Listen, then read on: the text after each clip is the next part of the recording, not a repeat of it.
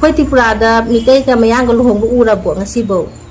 mitei ki mitei luhong mayang ka mitei ka luhong na de Manipur da di mitei ka mayang ka luhong nei phijana dong dang tau na Tripura की ख्वाई मरु ओइबा सिस्टना खंगद त्रिपुरा जे Tripuri सिंगना पाउदा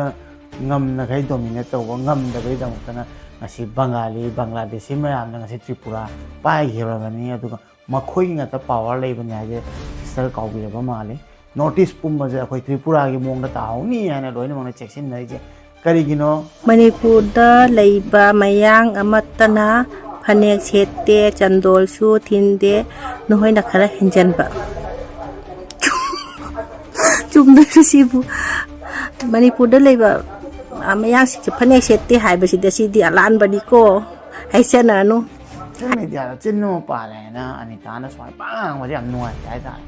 ai kai mu personally ngai na do lite du bai sai ja ti gi matang adu Manipur mam da khangga bi da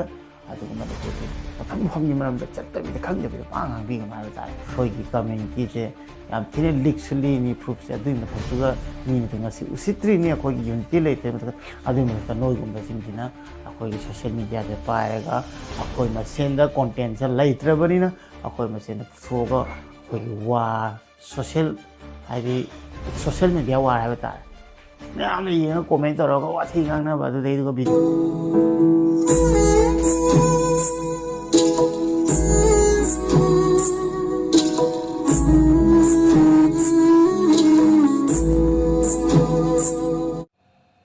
अहम मकसद एम्पुतिनाउ की channel वो young बिरिबा ma'am पुनः पो एम्पुतिनाउ ना तराम नुक से मैम ngasi की वीडियो से करी में सकता नो करी कंटेंट नो करी टॉपिक तनो हाई बकांदा ऐसे मीगी वीडियो लौखलगा अदुदैदुगा वाथि ngang थोजोकना अदुगुम तौबा चैनल नचदे आई चैनल जिदि आइना समना हाबदा अखोगी मैतैगी ओइबा टॉपिक अखोई मैतैगी जाति इनात की अखोगी लूप सिगी असिदैदिगा प्रॉब्लम थोदि अदुइ मथक्ता वा ngangi अदुगा असोइबु उकाना कया मा ngangi सिदैदिगा यानिंगबा कोंगा यानिंगदबा कोंगा मी हाजा मखन यामी कमेंट अदुगा अखोई जाति जे अखोई चोइना टारगेट अमा ता अखोई अमा तो ओइना यूनिटी मा लेरगा अदुगुमा नुक्सिनाबा अदुगा अइगुम्बा ngasi chahi manga taruk ko khong nama sokibadagi nama yaukidabadagi accident dagi aisu YouTube guma da changak pa ja aduga khoi gumba lei bai chinau myam hoji hospital la lei kera laing ba yawrong bani accident ga thok na makhoi myam su ayonda uraga thauna oina aisu puning chonda gi yawi sigi ge phau khan gi ba yawi adu singduna part ama thamase ko aduga ai ngasi gari thaudana chatpa ngamiba आइने scooty थौबगमीबा अदुगा आइना मफम जु travel तौरिबा आइदि आई कंगलिपाक आइगी हौरफम अखोई मैतेगी हौरफम नियाबदा मणिपुर अदुदा फाउदा आइना सी फिवम Jigna ma'am मफम दे चचतन थोंगी अदुगा इमा कयाम इसिनाव कयाम अवाबा तारबा अदुगा अखोई disable इसिनाव कयाम जु ngasi पुन्दना इसिनाव थोंग लेरिको अदुमाइना आई content जे अदुग मै मथक्ता ngata ओइको no लाइते नुंगाइतबा अवाबा ना सरुक याबा अदुगुम्बा अखोई थुंगनाबा चटपा अवाब सब यासिनबा अदुगा आइगी हेक पोपीबा इमा खतने इमा नते आइगी सिनाव खतने सिनाव ते इ मनी खतने खoi लोनि मक्से असिगुमा खरा जे वाखलोन लैजबगी ngasi आइना जो म्याम नुसिबा म्याम जो आइ नुसिबनि बो अदुदा कमाय दौगी हाबदा ममांग दसु आइना त्रिपुरा आई मतंग दा आई वारी मनी ngangjagi अखोइगी सिस्टर अमनिना वा हेतोक ngangbदगी ngasisu अदमाइना आई सिस्टर अमनि मथक्ता इची हागरा इचन हागदा महाकी मथाक्ता सोंगी मथक्ता आई वा ही अमनि तंग हाइनिंगी अदुगा सिस्टर नाइ वीडियो से यंगमगदी को खितंग वखन फाथामिनसे अदुगा आइना हाइदोसि कइनो हाना तामिनसे अदु मतंगदा मयामसु यानिंगदे हाइबिरो म्याम आइना सोशल मीडिया दा थेंगनाबदा नुंगाइजदबा हाइ तारेको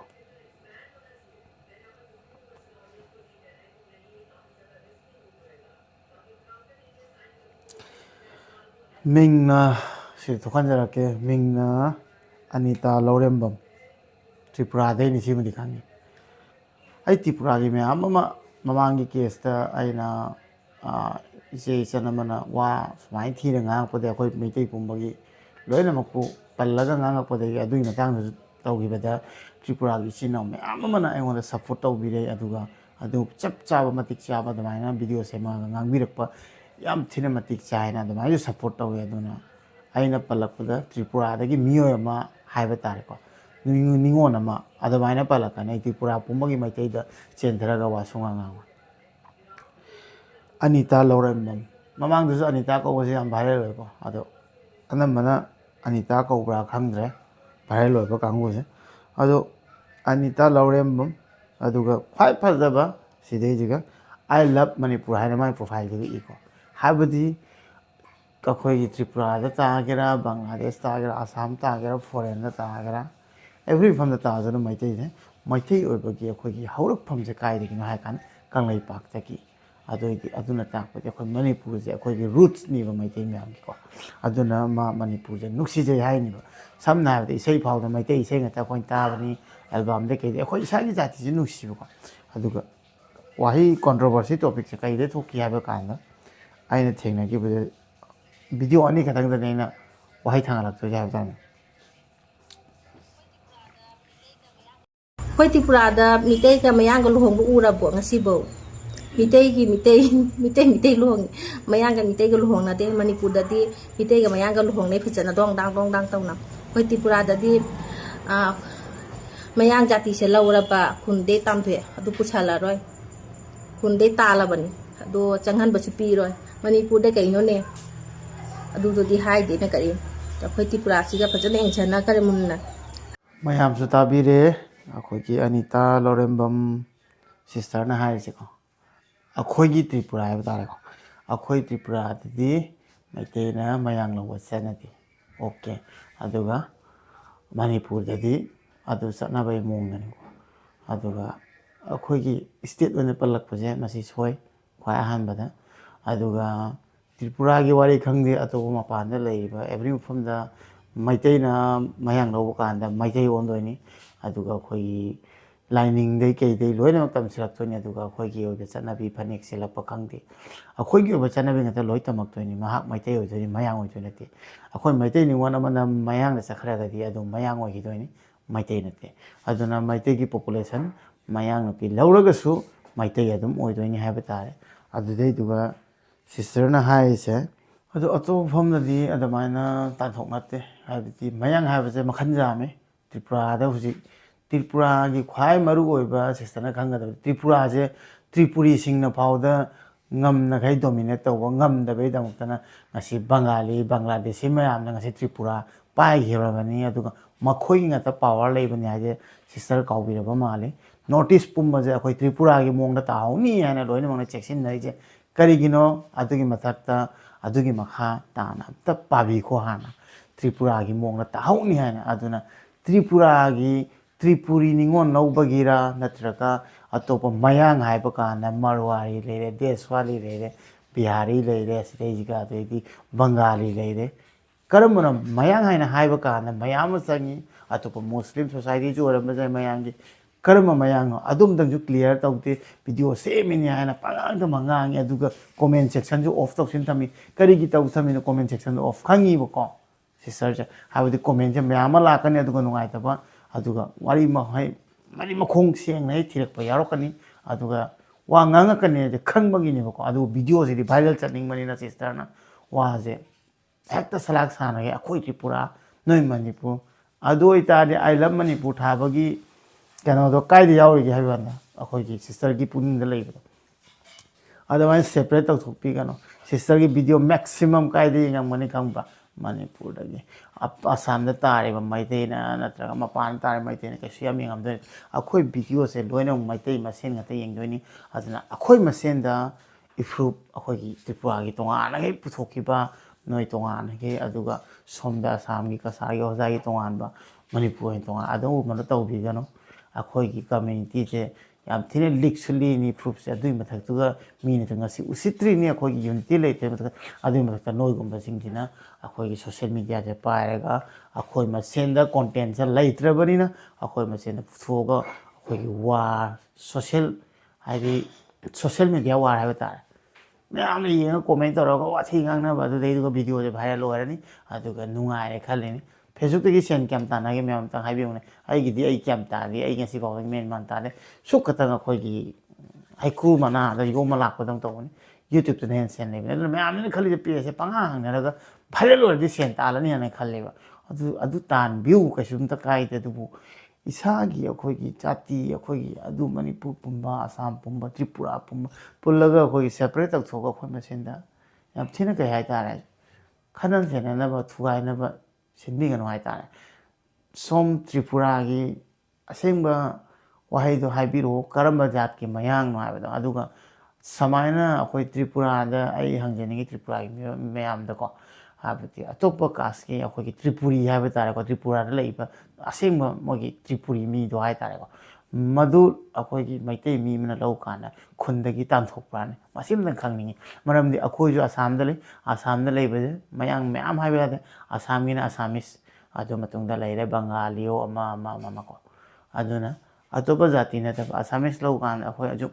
ꯑꯩ ꯏꯁꯥꯃꯛꯁꯨ ꯑꯩꯈꯣꯏ ꯌꯨꯝꯗ ꯑꯩꯒꯤ ꯗꯗꯥꯃꯛꯅꯁꯨ ꯑꯁꯥꯃꯤꯁ ꯅꯤꯉꯣꯜ ꯂꯧꯏꯅꯤ ꯑꯗꯨ ꯐꯅꯦꯛꯇꯩ ꯀꯩꯗꯩ ꯂꯣꯏ ꯆꯠꯅꯕꯤ ꯂꯧꯔꯒ ꯆꯦꯜꯂꯤꯅꯤ ꯑꯗꯨꯒ ꯑꯗꯨꯃꯥꯏꯅꯇ ꯅꯠꯇꯦ ꯑꯩꯈꯣꯏ ꯈꯨꯟꯗ ꯀꯌా ꯑꯃ ꯂꯩ ꯃꯁꯤ ꯃꯩꯇꯩꯂꯣꯟ ꯐꯥꯎꯗ ꯄꯥꯏꯅꯈꯩ ꯑꯩꯈꯣꯏ ꯁꯤꯗ ꯂꯩꯕ ꯃꯩꯇꯩꯗꯤ ꯍꯦꯟꯅ ꯁꯦꯡꯅ ꯉꯥꯡꯅꯈꯩ ꯊꯣꯛꯇꯅ ꯉꯁꯤ ꯑꯩꯈꯣꯏ ꯖꯥꯇꯤꯁꯦ ꯅꯨꯡꯁꯤꯗꯅ ꯑꯗꯨꯃꯥꯏꯅ ꯇꯧꯅ ꯑꯩꯈꯣꯏ ꯄꯤꯛꯅ ꯍꯦꯛ ꯇꯥꯈ꯭ꯔꯕ ꯑꯩꯈꯣꯏ ꯃꯩꯇꯩ ꯈꯨꯟꯅꯥꯏꯁꯤ ꯐꯥꯎꯗ ꯕꯣꯔꯀꯂꯥ ꯃꯅꯤꯄꯨꯔꯤ ꯒꯥꯎ ꯐꯥꯎꯗ ꯑꯩꯈꯣꯏꯒꯤ ꯃꯌꯥꯝ ꯑꯃ ꯑꯗꯔ ꯀꯥꯁ ꯍꯥꯏꯕꯗꯤ ꯑꯁꯥꯃꯤꯁ ꯅꯤꯉꯣꯜ ꯂꯧꯕꯅꯤ ꯈꯪꯗꯦ ꯑꯇꯣꯞꯄ ꯀꯥꯁꯀꯤ ꯅꯤꯉꯣꯜ ꯂꯧꯔꯒ ꯑꯩꯈꯣꯏ ꯅꯨꯡꯉꯥꯏꯅ ꯁꯤꯗꯒꯤꯁꯦ ꯃꯩꯇꯩ ꯑꯃ ꯑꯣꯏꯅ ꯂꯩ ꯑꯩꯈꯣꯏ ꯂꯣꯟ ꯀꯥꯎꯗꯦ ꯆꯠꯅꯕꯤ ꯀꯥꯎꯗꯦ ꯑꯗꯨꯒ ꯑꯇꯦꯛꯄ ꯚꯤꯗꯤꯑꯣ ꯂꯩ ꯑꯗꯨꯒꯤ ꯃꯇꯥꯡꯗꯁꯨ ꯑꯩ ꯍꯥꯏꯖꯔꯛꯀꯦ ꯑꯅꯤ ꯈꯛꯇꯅꯤꯀꯣ ꯑꯩꯅ ꯂꯧꯈꯠꯂꯤꯁꯦ ꯃꯦꯟ ꯑꯃ ꯄꯥꯔꯛꯀꯦ ꯃꯌꯥꯝ ꯃꯨꯟꯅ ꯇꯥꯎꯀꯣ ꯃꯅꯤꯄꯨꯔꯗ ꯂꯩꯕ ꯃꯌꯥꯡ ꯑꯃꯠꯇꯅ ꯐꯅꯦꯛ ꯁꯦꯠꯇꯦ ꯆꯟꯗꯣꯜꯁꯨ ꯊꯤꯟꯗꯦ ꯅꯈꯣꯏꯅ ꯈꯔ ꯍꯦꯟꯖꯟꯕ ꯆꯨꯝꯗꯣꯏꯔꯣ ꯁꯤꯕꯨ ꯃꯅꯤꯄꯨꯔꯗ ꯂꯩꯕ ꯃꯌꯥꯡꯁꯤꯡꯁꯦ ꯐꯅꯦꯛ ꯁꯦꯠꯇꯦ ꯍꯥꯏꯕꯁꯤꯗ ꯁꯤꯗꯤ ꯑꯂꯥꯟꯕꯅꯤꯀꯣ ꯍꯥꯏꯁꯟꯅꯅꯨ ꯍꯥꯏꯅꯤꯡꯕ ꯍꯥꯏꯁꯟꯅꯅꯨꯀꯣ ꯇꯥꯅꯤꯡꯗꯦ ꯑꯂꯥꯟꯕꯅꯤ ꯍꯥꯏꯁꯤꯟꯅꯅꯨꯀꯣ ꯍꯥꯏꯀꯣ ꯑꯅꯤꯇꯥꯅ ꯑꯅꯤꯇꯥꯗ ꯑꯩ ꯋꯥ ꯑꯝꯇ ꯍꯪꯖꯒꯦ ꯑꯅꯤꯇꯥ ꯃꯅꯤꯄꯨꯔ ꯀꯌꯥꯔꯛ ꯆꯠꯄꯤꯔꯦ ꯑꯅꯤꯇꯥ ꯃꯅꯤꯄꯨꯔꯒꯤ ꯀꯥꯆꯤꯟ ꯀꯌꯥ ꯀꯥꯏ ꯐꯥꯎ ꯌꯧꯔꯦ ꯃꯌꯥꯡꯁꯦ ꯀꯥꯏꯗ ꯌꯥꯝ ꯇꯥꯏ ꯑꯗꯨꯒ ꯍꯥꯟꯅꯗꯒꯤ ꯇꯥꯔꯛꯄ ꯃꯩꯇꯩ ꯃꯔꯛꯇꯁꯨ ꯃꯌꯥꯡ ꯇꯥꯕ ꯃꯌꯥꯝ ꯂꯩ ꯑꯅꯤꯇꯥ ꯀꯗꯥꯏ ꯌꯧꯐꯥꯎ ꯃꯅꯤꯄꯨꯔꯁꯦ ꯆꯠꯄꯤꯔꯒꯦ ꯑꯗꯨꯒ ꯃꯅꯤꯄꯨꯔꯒꯤ ꯆꯠꯅꯕꯤ ꯃꯅꯤꯄꯨꯔꯒꯤ ꯍꯥꯎꯚꯥꯎꯁꯦ ꯀꯌꯥꯐꯥꯎ ꯌꯥꯝꯅ ꯈꯪꯉꯒꯦ ꯁꯤꯃꯇꯪ ꯑꯩ ꯍꯥꯟꯅ ꯍꯪꯅꯤꯡꯉꯤ ꯑꯗꯨ ꯈꯪꯗꯕꯤꯗ ꯌꯨꯝꯗ ꯐꯝꯃꯒ ꯁꯣꯁꯤꯌꯦꯜ ꯃꯤꯗꯤꯌꯥ ꯈꯛꯇ ꯄꯥꯏꯔꯒ ꯃꯣꯕꯥꯏꯜ ꯄꯥꯏꯔꯒ ꯆꯠꯂꯒꯗꯤ ꯆꯠꯂꯦ ꯍꯥꯏꯕꯤꯔꯛꯑꯣ ꯀꯥꯏ ꯆꯠꯂꯨꯔꯦ ꯑꯗꯨꯒ ꯃꯌꯥꯡꯅ ꯀꯃꯥꯏꯅ ꯑꯩꯈꯣꯏ ꯃꯩꯇꯩꯒꯤ ꯆꯠꯅꯕꯤ ꯂꯧꯏ ꯐꯅꯦꯛ ꯁꯦꯠꯂꯤ ꯆꯟꯗꯣꯟ ꯊꯤꯜꯂꯤ ꯑꯝꯇ ꯎꯠꯄꯤꯔꯛꯑꯣꯅꯦ ꯃꯌꯥꯝ ꯅꯪꯅ ꯅꯣꯛꯇꯅꯒ ꯁꯤꯗꯩꯁꯤꯒ ꯑꯗꯨꯗꯤ ꯊꯥꯖꯗꯦ ꯍꯥꯏꯗꯣ ꯉꯁꯤ ꯑꯩ ꯅꯪꯒ ꯁꯝꯅ ꯍꯥꯏꯔꯕꯗ ꯑꯅꯤꯇꯥꯒ ꯀꯔꯤꯝꯇ ꯑꯩ ꯅꯨꯡꯉꯥꯏꯅꯗꯕ ꯂꯩꯇꯦꯀꯣ ꯑꯗꯨꯕꯨ ꯁꯣꯁꯤꯌꯦꯜ ꯃꯤꯗꯤꯌꯥꯗ ꯆꯪꯉꯒ ꯑꯩꯅ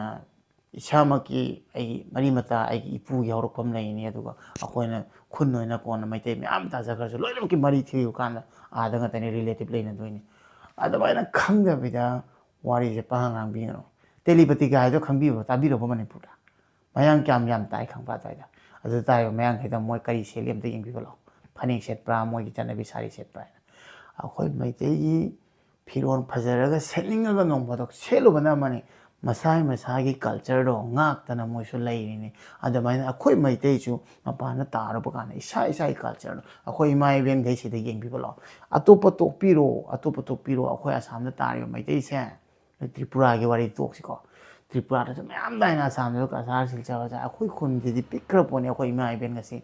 ꯕꯖꯥꯔ ꯊꯣꯛꯄ ꯀꯥꯟꯗ ꯕꯦꯡ ꯆꯠꯄ ꯀꯥꯟꯗ ꯍꯣꯁꯄꯤꯇꯥꯜ ꯆꯠꯄ ꯀꯥꯟꯗ ꯐꯅꯦꯛ ꯁꯦꯠꯂꯤ ꯑꯗꯨ ꯐꯅꯦꯛꯇꯨꯅ ꯎ ꯀꯥꯟꯗ ꯃꯩꯇꯩ ꯑꯃꯅꯁꯨ ꯁꯤ ꯃꯩꯇꯩꯅꯤ ꯁꯤ ꯑꯩꯈꯣꯏꯒꯤ ꯆꯠꯅꯕꯤꯅꯤ ꯀꯣ ꯑꯗꯨꯒ ꯗꯦꯕ ꯀꯔꯃꯗ ꯐꯩꯖꯣꯝ ꯁꯤꯁꯤꯡꯁꯦ ꯂꯣꯏꯅꯃꯛ ꯆꯠꯅꯕꯤ ꯂꯥꯛꯑꯕꯅꯤ ꯑꯩꯈꯣꯏꯅ ꯆꯣꯏꯅ ꯇꯥꯔꯁꯨ ꯂꯤꯛꯅ ꯇꯥꯔꯁꯨ ꯂꯣꯏꯅꯃꯛꯁꯦ ꯇꯞꯅ ꯑꯩꯈꯣꯏ ꯃꯩꯇꯩ ꯍꯧꯔꯛꯐꯝꯒꯤ ꯆꯠꯅꯕꯤꯁꯤ ꯀꯔꯤꯅꯣ ꯑꯩꯈꯣꯏ ꯆꯠꯅꯕꯤ ꯉꯥꯛꯀꯗꯕꯅꯤ ꯅꯠꯇ꯭ꯔꯒꯗꯤ ꯑꯩꯈꯣꯏ ꯇꯨꯡꯗ ꯑꯩꯈꯣꯏ ꯏꯆꯥ ꯏꯁꯨ ꯂꯣꯏꯅ ꯑꯗꯨꯒꯤ ꯆꯣꯏꯅꯉꯩ ꯇꯥꯈ꯭ꯔꯅꯤ ꯑꯗꯨꯒꯤꯗꯃꯛꯇꯅꯤ ꯑꯩꯈꯣꯏꯒꯤ ꯑꯇꯣꯞꯄ ꯖꯥꯇꯤ ꯑꯃꯅ ꯃꯁꯥꯒꯤ ꯆꯠꯅꯕꯤ ꯃꯁꯥꯒꯤ ꯂꯨꯞꯇꯣ ꯑꯗꯨꯒꯤꯗꯃꯛꯇ ꯆꯦꯛꯁꯤꯟꯖꯕꯗ ꯑꯇꯣꯞꯄ ꯂꯨꯞ ꯑꯃꯅꯁꯨ ꯌꯥꯝ ꯊꯤꯅ ꯔꯦꯁꯄꯦꯛ ꯇꯧꯅꯕꯅꯦ ꯑꯗꯨꯅ ꯁꯣꯁꯤꯌꯦꯜ ꯃꯤꯗꯤꯌꯥꯗ ꯆꯤꯟ ꯑꯃ ꯄꯥꯜꯂꯦꯅ ꯑꯅꯤꯇꯥꯅ ꯁꯨꯃꯥꯏꯅ ꯄꯥꯡꯉꯥꯡꯕꯁꯦ ꯌꯥꯝ ꯅꯨꯡꯉꯥꯏꯇꯦ ꯍꯥꯏꯇꯥꯔꯦ ꯑꯩ ꯀꯔꯤꯝꯇ ꯄꯥꯔꯁꯣꯅꯦꯜꯂꯤ ꯅꯨꯡꯉꯥꯏꯅꯗꯕ ꯂꯩꯇꯦ ꯑꯗꯨꯕꯨ ꯑꯩ ꯏꯁꯥ ꯖꯥꯇꯤꯒꯤ ꯃꯇꯥꯡꯗ ꯑꯗꯨꯒ ꯃꯅꯤꯄꯨꯔ ꯃꯔꯝꯗ ꯈꯪꯗꯕꯤꯗ ꯑꯗꯨꯒ ꯃꯅꯤꯄꯨꯔꯒꯤ ꯃꯐꯝꯒꯤ ꯃꯔꯝꯗ ꯆꯠꯇꯕꯤꯗ ꯈꯪꯗꯕꯤꯗ ꯄꯥꯡ ꯉꯥꯡꯕꯤꯒꯅꯨ ꯍꯥꯏꯕ ꯇꯥꯔꯦ ꯍꯣꯏ ꯑꯉꯥꯡ ꯃꯆꯥ ꯄꯣꯛꯑꯗꯤ ꯃꯉꯥ ꯄꯣꯛꯑꯗꯤꯀꯣ ꯃꯃꯥ ꯑꯃꯅ ꯁꯤꯗꯩꯁꯤꯒ ꯐꯠꯇꯕ ꯌꯥꯎꯒꯅꯤ ꯒꯨꯟꯗꯥ ꯌꯥꯎꯒꯅꯤ ꯃꯈꯜ ꯌꯥꯎꯒꯅꯤꯀꯣ ꯍꯨꯔꯥꯟ ꯆꯤꯟꯊꯤ ꯇꯧꯕꯁꯨ ꯌꯥꯎꯒꯅꯤ ꯀꯤꯟꯇꯨ ꯃꯦꯛꯁꯤꯃꯝ ꯁꯤ ꯑꯍꯨꯝꯁꯦ ꯑꯍꯨꯝꯃꯛ ꯐꯕꯗ ꯊꯣꯛꯄꯗ ꯃꯅꯤꯄꯨꯔꯗ ꯊꯣꯛꯏ ꯉꯁꯤ ꯍꯥꯏꯖꯒꯦ ꯑꯩ ꯃꯅꯤꯄꯨꯔ ꯃꯌꯥꯝ ꯐꯝ ꯆꯠꯂꯦ ꯑꯗꯨꯕꯨ ꯃꯌꯥꯝ ꯇꯤꯟꯅꯔꯤ ꯈꯪꯅꯔꯤ ꯄꯨꯛꯆꯦꯜ ꯆꯥꯎꯕ ꯑꯩꯈꯣꯏ ꯃꯩꯇꯩꯃꯨꯛ ꯄꯨꯛꯆꯦꯜ ꯆꯥꯎꯕ ꯂꯩꯇ꯭ꯔꯕꯅꯤ ꯑꯗꯨꯅꯀꯣ ꯑꯗꯨꯅ ꯑꯩꯅ ꯍꯥꯏꯔꯤꯁꯦ ꯌꯥꯝ ꯃꯨꯟꯅ ꯇꯥꯕꯤꯌꯣ ꯑꯩꯅ ꯉꯁꯤ ꯁꯤ ꯐꯤꯕꯝꯁꯤꯅ ꯃꯅꯤꯄꯨꯔꯗ ꯇꯣꯏꯅ ꯆꯠꯅꯤꯡꯕꯩ ꯃꯔꯝ ꯀꯔꯤꯒꯤꯅꯣ ꯈꯪꯕ꯭ꯔꯥ ꯑꯩꯕꯨ ꯏꯁꯥꯒꯤ ꯄꯣꯛꯄꯤꯕ ꯏꯃꯥꯇꯧꯅ ꯑꯩꯒꯤ ꯃꯔꯤ ꯃꯇꯥ ꯈꯛꯇꯅ ꯅꯠꯇꯅ ꯃꯌꯥꯝ ꯄꯨꯝꯕꯅ ꯑꯩꯉꯣꯟꯗ ꯅꯨꯡꯁꯤꯕꯤꯕꯗꯣ ꯑꯗꯨ ꯅꯨꯡꯁꯤꯕꯗꯣ ꯆꯦꯟꯅ ꯂꯩꯕ ꯐꯪꯗꯦꯕ ꯑꯗꯨꯒ ꯉꯁꯤ ꯑꯩꯅ ꯑꯇꯣꯞꯄ ꯂꯣꯟ ꯉꯥꯡꯉꯛꯇꯕꯤꯗ ꯏꯁꯥꯒꯤ ꯂꯣꯟꯁꯤꯅ ꯈ꯭ꯋꯥꯏ ꯂꯨꯏ ꯍꯥꯏꯅ ꯈꯜꯂꯤꯁꯦ ꯀꯔꯤꯒꯤꯅꯣ ꯍꯥꯏꯕꯗ ꯑꯩꯈꯣꯏ ꯃꯩꯇꯩ ꯅꯠꯇ ꯃꯩꯇꯩꯒꯤ ꯁꯞꯄꯣꯔꯠ ꯇꯧꯒꯅꯦꯕ ꯑꯩ ꯚꯤꯗꯤꯑꯣꯁꯦ ꯑꯅꯝꯕꯅ ꯃꯌꯥꯝꯅ ꯀꯩꯁꯨ ꯌꯦꯡꯗꯣꯏ ꯅꯠꯇꯦꯕ ꯃꯩꯇꯩꯅ ꯉꯥꯛꯇ ꯌꯦꯡꯗꯣꯏꯅꯤ ꯏꯁꯥꯅ ꯏꯁꯥꯒꯤ ꯖꯥꯇꯤ ꯊꯥꯡꯒꯠꯀꯦ ꯅꯤꯡꯗꯅ ꯏꯁꯥꯅ ꯑꯩꯈꯣꯏ ꯖꯥꯇꯤ ꯊꯨꯒꯥꯏꯅꯕ ꯐꯨꯔꯨꯞ ꯊꯨꯒꯥꯏꯅꯕ ꯅꯣꯏ ꯀꯁꯥꯔꯒꯤ ꯑꯗꯨ ꯑꯗꯥ ꯅꯣꯏ ꯍꯧꯖꯥꯏꯒꯤ ꯑꯗꯨ ꯑꯗꯥ ꯅꯣꯏꯒꯤ ꯑꯗꯨ ꯑꯗꯥ ꯅꯣꯏ ꯇ꯭ꯔꯤꯄꯨꯔꯥꯒꯤ ꯅꯣꯏ ꯃꯅꯤꯄꯨꯔ ꯑꯗꯨꯁꯤꯡꯗ ꯇꯧꯅꯔꯤꯈꯩꯒꯤ ꯑꯗꯨꯁꯤꯡꯗ ꯇꯧꯅꯕ ꯃꯤꯁꯤꯡꯗꯣ ꯌꯥꯝ ꯊꯤꯅ ꯍꯣꯞꯂꯦꯁ ꯊꯥꯔꯠ ꯀ꯭ꯂꯥꯁ ꯃꯤꯅꯦ ꯍꯥꯏꯅ ꯈꯜꯂꯦ ꯑꯄꯨꯟꯕ ꯍꯥꯏꯁꯦ ꯀꯔꯝ ꯀꯥꯟ ꯂꯥꯛꯇꯣꯏꯅꯣ ꯇ꯭ꯔꯤꯄꯨꯔꯥꯗ ꯇꯥꯔꯤꯕ ꯃꯩꯇꯩ ꯑꯁꯦꯡꯕ ꯅꯨꯡꯁꯤꯕ ꯃꯌꯥꯝꯗꯣ ꯅꯣꯏ ꯈꯔꯅ ꯑꯗꯨꯃꯥꯏꯅ ꯉꯥꯡꯃꯟꯕꯗꯒꯤ ꯑꯃꯨꯛ ꯃꯈꯣꯏꯗꯁꯨ ꯆꯦꯟꯊꯔꯃꯤꯅ ꯑꯃꯨꯛ ꯋꯥꯔꯧꯕꯤꯗꯣꯏꯅꯤ ꯁꯣꯝꯗꯗꯤ ꯅꯪꯗꯧꯅ ꯀꯩꯁꯨ ꯅꯠꯇꯦ ꯑꯩ ꯈꯪꯉꯦ ꯇ꯭ꯔꯤꯄꯨꯔꯥꯗ ꯂꯩꯕ ꯏꯃꯥ ꯏꯕꯦꯜ ꯑꯗꯨꯒ ꯑꯍꯜ ꯂꯃꯟ ꯏꯆꯤꯜ ꯏꯅꯥꯎ ꯃꯌꯥꯝꯕꯨ ꯇꯁꯦꯡꯅ ꯑꯩ ꯅꯣꯂꯨꯛꯅ ꯍꯥꯏꯖꯔꯤꯁꯤꯅꯤ ꯍꯥꯏꯕꯗꯤ ꯁꯤꯁꯇꯔꯅ ꯉꯥꯡꯉꯤꯗꯣ ꯈꯔ ꯁꯣꯏꯕꯒꯤ ꯑꯩꯈꯣꯏꯅ ꯅꯨꯡꯉꯥꯏꯖꯗꯕꯅꯤ ꯑꯩꯈꯣꯏꯁꯦ ꯌꯦꯡꯉꯨ ꯉꯁꯤ ꯇ꯭ꯔꯤꯄꯨꯔꯥꯗ ꯃꯩꯇꯩꯁꯤꯡꯗ ꯑꯋꯥꯕ ꯇꯥꯔꯦ ꯍꯥꯏꯕ ꯀꯥꯟꯗ ꯀꯅꯥ ꯂꯦꯞꯄꯛꯀꯅꯤ ꯆꯣꯏꯅ ꯇꯥꯔꯤꯕ ꯑꯁꯥꯝ ꯈꯪꯗꯦ ꯃꯅꯤꯄꯨꯔ ꯄꯨꯝꯅꯃꯛ ꯃꯩꯇꯩꯅ ꯂꯦꯞꯄꯛꯑꯒ ꯑꯋꯥꯕ ꯁꯔꯨꯛ ꯌꯥꯗꯣꯏꯅꯤ ꯑꯗꯨꯃꯥꯏꯅ ꯃꯅꯤꯄꯨꯔꯒꯤ ꯇꯥꯕꯗꯁꯨ ꯑꯩꯈꯣꯏꯅ ꯂꯣꯏꯅꯃꯛ ꯑꯋꯥꯕ ꯁꯔꯨꯛ ꯌꯥꯏ ꯀꯁꯥꯔꯒꯤ ꯇꯥꯕꯗꯁꯨ ꯌꯥꯒꯗꯕꯅꯤ ꯑꯦꯕ꯭ꯔꯤ ꯃꯐꯝ ꯇꯥꯕꯗ ꯑꯩꯈꯣꯏꯔꯣꯝꯒꯤ ꯈꯨꯟ ꯄꯤꯛꯆꯔꯗ ꯇꯥꯕꯗ ꯃꯌꯥꯝ ꯁꯔꯨꯛ ꯁꯣꯏꯗꯅ ꯌꯥꯎꯕꯤꯔꯛꯀꯗꯕꯅꯤ ꯍꯥꯏꯕ ꯇꯥꯔꯦ ꯑꯗꯨꯃꯥꯏꯅ ꯇꯧꯅ ꯑꯩꯈꯣꯏꯒꯤ ꯏꯁꯥꯒꯤ ꯖꯥꯇꯤꯁꯦ ꯃꯈꯣꯏ ꯆꯣꯏꯅ ꯇꯥꯔꯁꯨ ꯃꯈꯣꯏ ꯑꯃꯠꯇꯅꯤ ꯍꯥꯏꯅ ꯁꯝꯅ ꯍꯥꯏꯔꯕꯗ ꯀꯨꯀꯤ ꯖꯥꯇꯤꯁꯦ ꯌꯦꯡꯕꯤꯌꯨꯕ ꯃꯣꯏꯒꯤ ꯆꯣꯏꯅ ꯇꯥꯔꯕ ꯑꯦꯕ꯭ꯔꯤ ꯃꯐꯝꯗ ꯃꯣꯏ ꯇꯨꯃꯤꯟꯅ ꯂꯣꯏ ꯁꯞꯄꯣꯔꯠ ꯇꯧꯅꯩ ꯉꯥꯛꯇꯅꯦꯕ ꯑꯗꯨꯃꯥꯏꯅ ꯑꯩꯈꯣꯏꯒꯤꯗꯤ ꯌꯥꯝ ꯁꯣꯜꯂꯦꯕ ꯑꯗꯨꯗꯨꯅꯅꯦꯕ ꯃꯤꯅ ꯎꯁꯤꯠꯇ꯭ꯔꯤꯁꯦ ꯑꯗꯨ ꯁꯣꯜꯂꯤꯗꯣ ꯑꯗꯨꯝ ꯍꯥꯏꯔ ꯂꯩꯔꯗ꯭ꯔꯥ ꯅꯠꯇ꯭ꯔꯒ ꯑꯩꯈꯣꯏꯁꯨ ꯄꯨꯟꯁꯤꯟꯕ ꯃꯇꯝ ꯑꯣꯏꯗ꯭ꯔꯤꯕ ꯍꯧꯖꯤꯛ ꯐꯥꯎꯕꯗ ꯑꯗꯨꯅ ꯑꯩꯗꯤ ꯉꯁꯤꯁꯨ ꯍꯥꯏꯔꯤꯁꯤꯅꯦ ꯃꯊꯪꯗꯁꯨ ꯍꯥꯏꯒꯅꯤ ꯍꯦꯛ ꯑꯩꯈꯣꯏꯒꯤ ꯐꯨꯔꯨꯞꯀꯤ ꯍꯧꯔꯛꯐꯝ ꯀꯪꯂꯩ ꯄꯥꯏꯞꯀꯤ ꯃꯇꯥꯡꯗ ꯀꯥꯇꯨ ꯀꯥꯔꯟ ꯋꯥ ꯉꯥꯡꯒꯦꯔꯥ ꯅꯠꯇ꯭ꯔꯒ ꯑꯁꯥꯝꯗ ꯇꯥꯕ ꯃꯩꯇꯩ ꯃꯔꯝꯗ ꯉꯥꯡꯒꯦꯔꯥ ꯇ꯭ꯔꯤꯄꯨꯔꯥꯗ ꯇꯥꯔꯤꯕ ꯃꯩꯇꯩꯒꯤ ꯃꯔꯝꯗꯁꯨ ꯉꯥꯡꯕ ꯌꯥꯔꯣꯏ ꯍꯥꯏꯕꯗꯤ ꯑꯁꯣꯏꯕ ꯂꯩꯕ ꯑꯗꯨꯒ ꯕꯣꯔꯥ ꯑꯃꯗ ꯑꯥꯂꯨ ꯄꯨꯝꯕꯗꯤ ꯃꯗꯨ ꯂꯧꯊꯣꯛꯁꯤ ꯑꯩꯅ ꯍꯥꯏꯁꯦ ꯃꯌꯥꯝ ꯁꯣꯏ ꯒ꯭ꯌꯥꯟ ꯇꯥꯕꯤꯔꯝꯒꯅꯤ ꯑꯗꯨꯅ ꯃꯐꯝ ꯑꯃꯗ ꯑꯗꯨꯃꯥꯏꯅ ꯁꯣꯁꯦꯜ ꯏꯟꯐ꯭ꯂꯨꯌꯦꯟꯁꯔꯗ ꯑꯩꯈꯣꯏꯗ ꯊꯨꯒꯥꯏꯅꯕꯗꯨꯒ ꯑꯩꯈꯣꯏ ꯃꯁꯦꯟꯗ ꯈꯟꯅꯅꯕ ꯁꯤꯜꯂꯛꯄꯁꯤꯡꯗꯨꯗꯤ ꯑꯗꯨꯒꯤ ꯃꯥꯌꯣꯛꯇ ꯑꯩ ꯁꯣꯏꯗꯅ ꯑꯗꯨꯝ ꯂꯦꯞꯀꯅꯤ ꯑꯗꯨꯒ ꯚꯤꯗꯤꯑꯣꯁꯨ ꯑꯗꯨꯝ ꯑꯗꯨꯒꯤ ꯃꯊꯛꯇ ꯁꯦꯝꯃꯒ ꯍꯥꯞꯄꯛꯀꯅꯤ ꯑꯗꯨꯝ ꯉꯥꯡꯒꯅꯤ ꯑꯩꯗꯤ ꯍꯥꯏꯕ ꯇꯥꯔꯦ ꯑꯩꯅ ꯅꯨꯡꯁꯤꯗꯕ ꯌꯥꯅꯤꯡꯗꯕꯗꯨꯗꯤ ꯑꯗꯨꯝ ꯍꯥꯏꯔꯛꯀꯅꯤ ꯑꯗꯨꯕꯨ ꯍꯧꯖꯤꯛꯁꯨ ꯃꯇꯝ ꯂꯩ ꯑꯗꯨꯒꯨꯝꯕ ꯚꯤꯗꯤꯑꯣ ꯁꯦꯝꯕꯤꯔꯛꯀꯅꯨ ꯑꯩꯈꯣই ꯅꯨꯡꯁꯤꯅꯅꯕ ꯚꯤꯗꯤꯑꯣ ꯁꯦꯝꯁꯤ ꯈꯪꯗꯕ ꯊꯣꯛꯇꯕ ꯌꯨꯝꯗ ꯂꯩꯔꯒ ꯋꯥ ꯄꯉꯥꯡ ꯉꯥꯡꯕꯗ ꯇꯣꯛꯁꯤ ꯑꯗꯨꯒ ꯑꯩꯈꯣꯏ ꯏꯁꯥ ꯏꯁꯥꯒꯤ ꯍꯧꯔꯛꯐꯝ ꯀꯥꯎꯔꯣꯏꯁꯤ ꯑꯩꯈꯣꯏꯒꯤ ꯏꯁꯥꯒꯤ ꯖꯥꯇꯤꯒꯤ ꯆꯠꯅꯕꯤ ꯀꯥꯎꯔꯣꯏꯁꯤ ꯃꯌꯥꯝ ꯃꯃꯥꯡꯗ ꯁꯤꯁꯤꯅ ꯃꯩꯇꯩꯅꯤ ꯍꯥꯏꯕ ꯇꯥꯛꯄ ꯉꯝꯃꯤꯗꯣ ꯑꯗꯨ ꯀꯔꯤꯒꯤꯅꯣ ꯑꯩꯈꯣꯏ ꯏꯁꯥꯒꯤ ꯐꯤꯕꯝ ꯃꯨꯔꯇꯤ ꯗ꯭ꯔꯦꯁ ꯑꯗꯨꯒ ꯆꯠꯅꯕꯤꯗꯨꯅꯅꯤ ꯍꯥꯏꯕ ꯇꯥꯔꯦꯀꯣ ꯃꯁꯤ ꯑꯃꯇꯪ ꯍꯥꯏꯅꯤꯡꯉꯤ ꯑꯗꯨꯅ ꯑꯅꯤꯇꯥ ꯂꯧꯔꯦꯝꯕꯝ ꯁꯤꯁꯇꯔꯅ ꯑꯥꯏ ꯂꯞ ꯃꯅꯤꯄꯨꯔꯤ ꯊꯥꯔꯒ ꯃꯅꯤꯄꯨꯔꯒꯤꯗ ꯃꯅꯤꯄꯨꯔꯁꯤꯅ ꯊꯨꯡꯅ ꯆꯠꯂꯨꯔꯕꯩ ꯃꯑꯣꯡꯗ ꯈꯪꯉꯒ ꯄꯨꯔꯥ ꯇ꯭ꯔꯤꯄꯨꯔꯥ ꯚꯥꯏꯁꯦꯁ ꯃꯅꯤꯄꯨꯔꯒꯤ ꯇꯥꯏꯞꯇ ꯑꯗꯨꯃꯥꯏꯅ ꯚꯤꯗꯤꯑꯣ ꯁꯦꯝꯕꯤꯔ ꯍꯥꯞꯄꯤꯔꯛꯀꯅꯨ ꯑꯗꯨꯅ ꯈꯪꯗꯅꯈꯩ ꯋꯥ ꯄꯉꯥꯡ ꯉꯥꯡꯕꯤꯒꯅꯨ ꯑꯗꯨꯃꯥꯏꯅ ꯀꯩꯁꯨ ꯇꯧꯗꯦ ꯑꯁꯥꯝꯗ ꯇꯥꯔꯤꯕ ꯃꯩꯇꯩꯈꯩꯁꯨ ꯃꯌꯥꯝ ꯑꯃ ꯑꯁꯥꯃꯤꯁ ꯂꯧꯕ ꯀꯣꯡꯒꯥꯏꯅꯤ ꯑꯇꯣꯞꯄ ꯖꯥꯇꯤꯁꯨ ꯂꯧꯕ ꯀꯣꯡꯒꯥꯏꯅꯤ ꯀꯣ ꯑꯗꯨꯅ ꯃꯁꯤ ꯃꯇꯥꯡꯁꯦ ꯈꯪꯗꯕꯤꯗ ꯋꯥ ꯉꯥꯡꯕꯤꯒꯅꯨ ꯑꯩ ꯌꯨꯝꯗꯁꯨ ꯏꯁꯥꯃꯛ ꯑꯩꯒꯤ ꯏꯇꯩꯃ ꯑꯁꯥꯃꯤꯁꯅꯤ ꯑꯗꯨꯕꯨ ꯃꯩꯇꯩ ꯆꯠꯅꯕꯤ ꯂꯣꯏꯅꯃꯛ ꯇꯧꯏ ꯐꯤꯖꯦꯠꯇꯩ ꯅꯥꯇꯩ ꯂꯣꯏꯅꯃꯛ ꯄꯨꯔꯥ ꯃꯥꯁꯦ ꯑꯁꯥꯃꯤꯁꯅꯤ ꯍꯥꯏꯗꯣ ꯂꯣꯏ ꯀꯥꯎꯊꯣꯛꯈ꯭ꯔꯦ ꯃꯩꯇꯩꯅꯦꯅ ꯂꯩ ꯑꯗꯨꯅ ꯑꯩꯈꯣꯏ ꯁꯣꯝꯗꯗꯤ ꯀꯩꯝꯇ ꯂꯩꯇꯦ ꯑꯗꯨꯅ ꯇ꯭ꯔꯤꯄꯨꯔꯥꯒꯤ ꯃꯌꯥꯝꯗꯗꯤ ꯍꯦꯟꯅ ꯈꯪꯕꯤꯔꯝꯒꯅꯤ ꯀꯣꯃꯦꯟ ꯁꯦꯛꯁꯟꯗꯁꯨ ꯑꯩ ꯂꯥꯛꯀꯅꯤ ꯊꯥꯖꯩ ꯑꯩ ꯇ꯭ꯔꯤꯄꯨꯔꯥꯒꯤ ꯃꯌꯥꯝ ꯄꯨꯝꯕ ꯅꯨꯡꯁꯤꯖꯩ ꯍꯥꯏꯕꯗꯤ ꯑꯩꯈꯣꯏ ꯃꯁꯦꯟꯒꯤ ꯄꯨꯛꯅꯤꯡ ꯆꯥꯟꯅꯕꯈꯩꯗꯣ ꯍꯥꯏꯅꯤꯀꯣ ꯑꯗꯨꯒ ꯑꯗꯨꯃꯥꯏꯅ ꯇꯧꯕꯈꯩꯗꯗꯤ ꯑꯩ ꯇꯁꯦꯡꯅ ꯅꯨꯡꯁꯤꯗꯦ ꯑꯩꯒꯤ ꯐꯨꯔꯨꯞ ꯊꯨꯒꯥꯏꯅꯕ ꯍꯣꯠꯅꯕꯤꯒꯅꯨ ꯃꯩꯇꯩ ꯑꯩꯈꯣꯏꯁꯦ ꯑꯝꯇꯅꯤ ꯂꯣꯏꯅꯃꯛ ꯃꯄꯥꯟꯗ ꯇꯥꯒꯦꯔꯥ ꯁꯣꯏꯅ ꯇꯥꯒꯦꯔꯥ ꯑꯋꯥꯕ ꯃꯇꯝꯗ ꯂꯦꯞꯃꯤꯟꯅꯒꯗꯕꯅꯤ ꯅꯨꯡꯁꯤꯅꯒꯗꯕꯅꯤ ꯃꯁꯤ ꯑꯃꯇꯪ ꯍꯥꯏꯖꯅꯤꯡꯉꯤ ꯑꯗꯨꯒ ꯃꯁꯨꯃꯥꯏꯅ ꯀꯣꯟꯇꯦꯟ ꯄꯨꯊꯣꯛꯄ ꯀꯥꯟꯗꯗꯤ ꯑꯩꯗꯤ ꯑꯗꯨꯝ ꯂꯦꯞꯄꯛꯀꯅꯤ ꯍꯥꯏꯕ ꯇꯥꯔꯦ ꯑꯗꯨꯅ ꯑꯅꯤꯇꯥ ꯂꯧꯔꯦꯝꯕꯝ ꯍꯧꯖꯤꯛꯁꯨ ꯃꯇꯝ ꯂꯩ ꯑꯗꯨꯃꯥꯏꯅ ꯚꯤꯗꯤꯑꯣ ꯁꯦꯝꯕꯤꯔꯛꯀꯅꯨ ꯅꯨꯡꯁꯤꯅꯒꯗꯕ ꯑꯩꯈꯣꯏ ꯃꯁꯦꯟꯒꯤ ꯑꯣꯏꯒꯗꯕ ꯄꯨꯛꯅꯤꯡꯗ ꯂꯈꯥ ꯂꯩꯔꯁꯨ ꯐꯥꯊꯔꯒ ꯑꯗꯨꯁꯤꯡꯒꯨꯝꯕ ꯚꯤꯗꯤꯑꯣꯗꯣ ꯈꯟꯕ ꯋꯥꯈꯜꯅ ꯍꯦꯛꯇ ꯁꯦꯝꯕꯤꯔꯛꯀꯅꯨ ꯑꯩꯈꯣꯏ ꯅꯨꯡꯉꯥꯏꯖꯗꯦ ꯑꯩꯈꯣꯏꯅ ꯂꯨꯞ ꯇꯥꯁꯤꯟꯅꯕ ꯍꯣꯠꯅꯖꯩ ꯑꯗꯨꯒ ꯅꯈꯣꯏꯅ ꯑꯗꯨꯃꯥꯏꯅ ꯇꯧꯔꯒ ꯑꯩꯈꯣꯏ ꯃꯁꯦꯟꯗ ꯑꯦꯒꯦꯟꯁ ꯇꯧꯅꯕ ꯍꯣꯠꯅꯩ ꯇꯧꯕꯤꯒꯅꯨ ꯍꯥꯏꯖꯅꯤꯡꯉꯤ ꯃꯁꯤꯃꯇꯪ ꯍꯥꯏꯔꯒ ꯑꯩ ꯃꯁꯤ ꯚꯤꯗꯤꯑꯣꯁꯦ ꯂꯣꯏꯁꯤꯟꯖꯔꯒꯦ ꯃꯊꯪ ꯚꯤꯗꯤꯑꯣꯗ ꯑꯃꯨꯛ ꯊꯦꯡꯅꯔꯁꯤ ꯑꯗꯨꯗꯤ ꯌꯥꯏꯐꯔꯦ ꯃꯌꯥꯝ